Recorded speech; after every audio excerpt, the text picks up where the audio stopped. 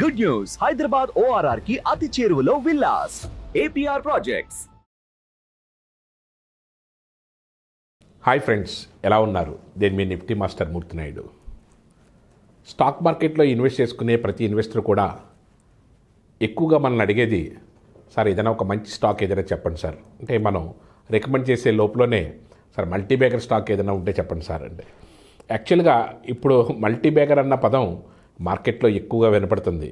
కానీ మల్టీబ్యాగర్ అన్నది మార్కెట్లో ఆ స్టాక్ బాగా పెర్ఫామ్ చేసిన తర్వాత, మల్టిపుల్ ఫోల్డింగ్స్ పడి అద్భుతమైన పెర్ఫామ్ చేసిన తర్వాతనే మనం ఆ stock multibagger sir, Bajaj finance మంచి మల్టీబ్యాగర్ సార్, డీమార్ట్ మంచి మల్టీబ్యాగర్ సార్, లేకపోతే ఏదన్నా ఒక స్టాక్ని సార్ బ్యాంకింగ్ రంగంలో HDFC మంచి మల్టీబ్యాగర్ స్టాక్ సార్, ఇలాగ మనం అయిపోయిన తర్వాత చెప్పుకోవడం తప్ప ముందుగా మల్టీబ్యాగర్ అని చెప్పిన స్టాక్స్లో పెద్దగా పెర్ఫామ్ చేసిన స్టాక్ అయితే నాకు ఏది కనిపించలేదు. కానీ మల్టీబ్యాగర్ అవడానికి అవకాశం ఉన్నటువంటి ఏదైతే పొటెన్షియాలిటీ ఉన్న స్టాక్స్ని అయితే మనం రికగ్నైజ్ చేసి దాంట్లో మనం ఇన్వెస్ట్మెంట్ పెట్టినట్టయితే ఖచ్చితంగా మన యొక్క పెట్టుబడి అదేవిధంగా మల్టిప్లై అవడానికి అవకాశం ఉంటుంది. అలాంటి స్టాక్స్లో మనకి రీటైల్ సెక్టార్లో ఏదైతే డీమార్ట్, ఏదైతే ఈ హౌస్ హోల్డ్ గూడ్స్లో దేంట్లో ఏదైతే కిరాణా దీంట్లో విప్లవాత్మక మార్పులు తీసుకొచ్చి అద్భుతమైనటువంటి పెర్ఫామ్ చేస్తుందో, అదేవిధంగా ఫ్యాషన్ రంగంలో, అదేవిధంగా క్లాత్స్, అదేవిధంగా క్లాత్ బిజినెస్లో, ఒక ఫ్యాషన్ అండ్ క్లాత్ బిజినెస్లో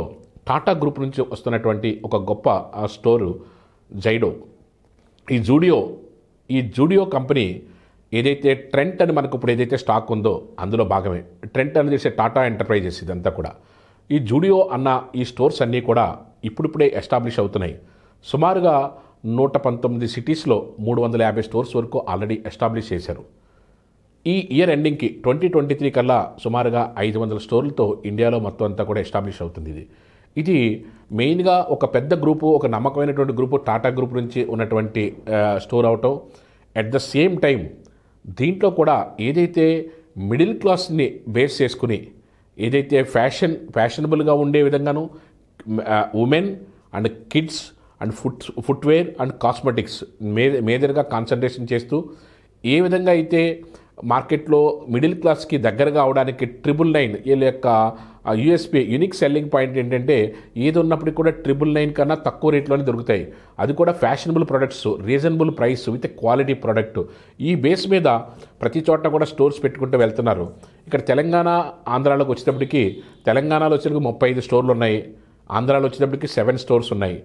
మొత్తం ఇండియా వైడ్ ఈ రన్నింగ్ కల్లా సుమారుగా 500 స్టోర్స్ చేయడానికి మొత్తం ప్లాన్ చేస్తున్నారు ఇదంతా కూడా. ప్లస్ ఏదైతే మిడిల్ క్లాస్ బేస్ చేసుకుని ఏదైతే ఒక ఇన్నోవేటివ్గా ఏ కంపెనీ వచ్చినప్పటికి కూడా, ఇన్నోవేటివ్గా ఏ ప్రోడక్ట్ని రిలీజ్ చేసినప్పుడు కూడా దానికి ఖచ్చితంగా ఇండియన్ మార్కెట్లో ఆదరణ ఉంటుంది. ఎందుకంటే మనది మిడిల్ క్లాస్లో ఎక్కువగా రీటైల్ సెక్టార్, మిడిల్ క్లాస్లో బాగా ఎక్కువ బిజినెస్ జరుగుతుంది కాబట్టి, ఎందుకంటే మన ఫ్యామిలీస్ అన్నీ కూడా ఎక్కువగా మధ్యతరగతికి సంబంధించిన ఫ్యామిలీస్ కాబట్టి దాని ఓరియంటేషన్తో ఏ కంపెనీ అయితే ముందుకు వస్తుందో దానికి మంచి గుర్తింపు ఉంటుంది, మంచి లాభాలు తీసుకునే ఉంటుంది. అలాంటి దాంట్లో నెంబర్ వన్ ఇప్పుడు ముందుకు దూసుకెళ్తున్నటువంటిది ఈ జూడియో అన్నది ట్రెంట్ అనే స్టాక్ మనది ఏదైతే ఉందో దాంట్లో ఉన్నటువంటి ప్రోడక్ట్స్లో యాక్చువల్గాను టాటా ఓన్లీ దాంట్లో ప్రొడక్ట్స్లోనూ ఈ క్లాత్కు సంబంధించింది, లేడీస్కి సంబంధించింది వెస్ట్ సైడ్ అనేసి ఒక బ్రాండ్ ఉన్నది. అది ఒక ప్రీమియం బ్రాండ్. వెస్ట్ సైడ్కి జూడియోకి ఉన్న డిఫరెన్స్ ఏంటంటే దాంట్లో ఓన్లీ ప్రీమియం బ్రాండ్స్, అంటే premium quality, high premium quality దొరుకుతాయి. కానీ ఇక్కడ రేంజ్ వచ్చేటప్పటికి రేంజ్ తక్కువ ఉన్నప్పటికి కూడా ఇక్కడ క్వాలిటీ ప్రోడక్టు, ప్రైస్ రీజనబుల్, అంటే ఫ్యాషన్ లేటెస్ట్ ఫ్యాషన్ కూడా. ఎందుకంటే ఇదంతా కూడా ఓన్ డిజైనర్స్, మన ఏదైతే ఇండియన్ డిజైనర్స్ తోటి, ఓన్ డిజైనర్స్ తోటి చేసి తక్కువ ప్రైస్లోనూ మంచి క్వాలిటీ ఇస్తుంది ఈ జూడియో. అదే వెస్ట్ సైడ్ వచ్చేటప్పటికి ఖచ్చితంగానూ కొంచెం high premium quality and high premium designings and range కూడా బాగా ఎక్కువగా ఉంటుంది. అందుకని దానికి దీనికి కూడా స్లైట్ డిఫరెన్స్ ఉన్నది. రెండు కూడా ఈ ట్రెండ్ కిందగా వస్తాయి. కాబట్టి ఇప్పుడున్నటువంటి రీటైల్ రంగంలో ఇది చాలా ఫాస్ట్గా గ్రో అవుతున్నటువంటి కంపెనీస్లో నెంబర్ 1 ప్రోడక్ట్ ఇది ట్రెంట్ అన్నది. ట్రెంట్ కింద ఉన్నటువంటి బ్రాండ్స్ ఇంకా 8 రకాల బ్రాండ్స్ ఉన్నాయి. అందులో కూడా మేజర్ పార్ట్ ఈ జూడియో మనకి అద్భుతమైన ప్రాఫిట్స్ని తీసుకొస్తుంది. అదేవిధంగా ఇందులో పనిచేసే వర్కర్స్ అందరికీ కూడా యాక్చువల్గా మనకి మిగతా స్టోర్స్లో చూసుకుంటే ఎంప్లాయీస్ అందరూ కూడాను అంత ట్రైన్డ్ ఉండరు యాక్చువల్గాను. ఇక్కడ మాత్రం టాటా గ్రూప్లో ఎందులో అయినా సరే అతనికి మల్టిపుల్ స్కిల్స్, అతను బిల్ చేయగలడు, ప్రొడక్ట్ని చూపించగలడు, ప్రొడక్ట్ని ప్యాక్ చేయగలడు. అలాగ స్కిల్డ్ ఎంప్లాయీస్ని విత్ ఎష్యూర్డ్ జాబ్ ఓరియంటేషన్ తోటి వాళ్ళందరినీ తీసుకుంటారు. కాబట్టి దాంట్లో వాళ్ళ యొక్క ప్రొడక్టివిటీ, సేల్స్ కానీ వాళ్ళ యొక్క రెస్పాన్సిబిలిటీ కానీ అన్నీ కూడా యూనిక్గా ఒక అద్భుతంగా ఉండేటట్టుగా చూస్తుంది ఆ టాటా కంపెనీ. అదేవిధంగా డిజైన్స్ అన్నీ కూడా ఒక యూనిక్ డిజైన్స్ని ఇండియన్ డిజైనర్స్ తోటి చాలా తక్కువ కాస్ట్లోనే చేయించి 999 ప్రైస్కి పెరగకుండా ఒక యూనిక్ సెల్లింగ్ పాయింట్ని ఒక దాన్ని పెట్టుకుని ఆ విధంగా చేస్తున్నటువంటి కంపెనీలో జూడియో ఇస్ ద నెంబర్ 1. దీని యొక్క సేల్స్ గ్రోత్ కానీ దీని యొక్క ప్రాఫిట్ షేర్ గ్రోత్ కానీ చూసుకుంటే చాలా లాస్ట్ 5 ఇయర్స్లో కూడా అద్భుతమైనటువంటి గ్రోత్ ఉంది. ఇది లాస్ట్ 7 ఇయర్స్లోనే ఇంత ఫాస్ట్గా గ్రో అయిన కంపెనీ టాటా దాంట్లో మరొకటి లేదంటే చాలా ఆశ్చర్యంగా అనిపిస్తూ ఉంటుంది. కానీ ఫైనాన్షియల్స్ ఏ విధంగా ఉన్నాయో ఇప్పుడు ఒకసారి చూద్దాం. యాక్చువల్గా 2018 నుంచి కూడా ఈ రెవెన్యూ మోడల్ చూసుకున్నట్టయితే ఈ జూడియో యొక్క రెవెన్యూ ఎంత పర్సెంటేజ్ ట్రెండ్లో పార్టిసిపేట్ చేస్తుంది అన్నది చూసుకుంటే, ఆ కంపెనీ చూసుకుంటే 18లో దీని యొక్క ప్రాఫిట్ 223 crores ప్రాఫిట్ వస్తే మనకి 8% టోటల్ ట్రెండ్ దాంట్లో 8% రెవెన్యూలో షేర్ చేసుకోవడం జరిగింది. అదేవిధంగా 2019 వచ్చేటప్పటికి 327 crores ప్రాఫిట్ తోటి సుమారుగా 9% షేర్ని అక్వైర్ చేసింది ప్రాఫిట్లో.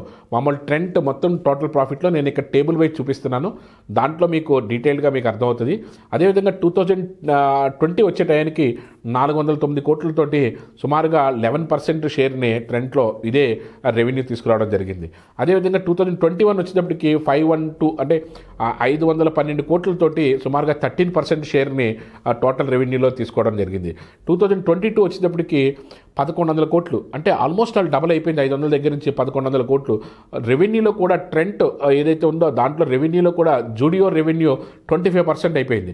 అంటే కమింగ్ డేస్లో ఇది ఏ విధంగా విప్లవం సృష్టిస్తుంది, ఎంత స్పీడ్గా గ్రో అవుతుంది అన్నదే చూసుకుంటే మనకి లాస్ట్ ఇయర్ ఇది 900 రూపాయల నుంచి 1000 రూపాయలు ఉన్న స్టాకు ఇప్పుడు 1800 రూపాయలు నడుస్తుందంటేనే దీని యొక్క గ్రోత్ ఏ విధంగా ఉందో చూసుకోవచ్చు. దీన్ని ఇంత పొటెన్షియాలిటీ ఉన్న దాన్ని మనం ఒక మల్టీబ్యాగర్గా బిలీవ్ చేసి దాంట్లో మనం ఇన్వెస్ట్ చేయగలిగితే, అంటే మీ ఇన్వెస్ట్మెంట్లో ఎంతో కొంత పార్ట్ని ఈ స్టాక్లో కూడా మీరు ఇన్వెస్ట్ చేయగలిగితే, దీని యొక్క స్టడీ చేసి దీని యొక్క వేరియబుల్స్ అన్నీ కూడా స్టడీ చేసి నేను ఇక్కడ టేబుల్ ఇస్తున్నాను, దాన్ని అంతా స్టడీ చేసి మీరు దీంట్లో ఇన్వెస్ట్ చేయగలిగినట్టయితే, ఎందుకంటే కొంతమంది రిస్క్ తీసుకుని ఆ రిస్క్ తీసుకునే కెపాసిటీ ఉంటుంది కాబట్టి ఎలాంటి స్టాక్స్లో రిస్క్ తీసుకున్నట్టయితే ప్లస్ బేస్ ఉన్నది, దీనికి మార్కెట్ ఉన్నది, మార్కెట్ షేర్ను బాగా పెంచుకుంటుంది, గ్రోత్ ఇయర్ ఆన్ ఇయర్ అద్భుతమైన గ్రోత్ ఇస్తుంది, ట్రెండ్ కంపెనీలో మేజర్ పార్ట్ అవుతుంది. దీంతోపాటు దానికి ఇంకా 7-8 బ్రాండ్స్ ఉన్నప్పటికీ కూడా ఈ బ్రాండ్ బాగా కీలకమైనది. అదేవిధంగా దీని నుంచి బాగా స్టోర్స్ కూడా బాగా పెరుగుతున్నాయి, సేల్స్ కూడా బాగా పెరుగుతుంది, రెవెన్యూ గ్రోత్ బాగుంది, నెట్ ప్రాఫిట్ బాగుంది. ఈ విధంగా కంపేర్ చేసుకుంటే ఇలాంటి స్టాక్స్లో మనం పెట్టుకుంటే మన యొక్క అమౌంట్ కూడా మల్టీబ్యాగర్గా మల్టిపుల్ వేస్లో మనకి అద్భుతమైన రిటర్న్స్ రావడానికి అవకాశం అయితే ఉంటుంది. Thank you.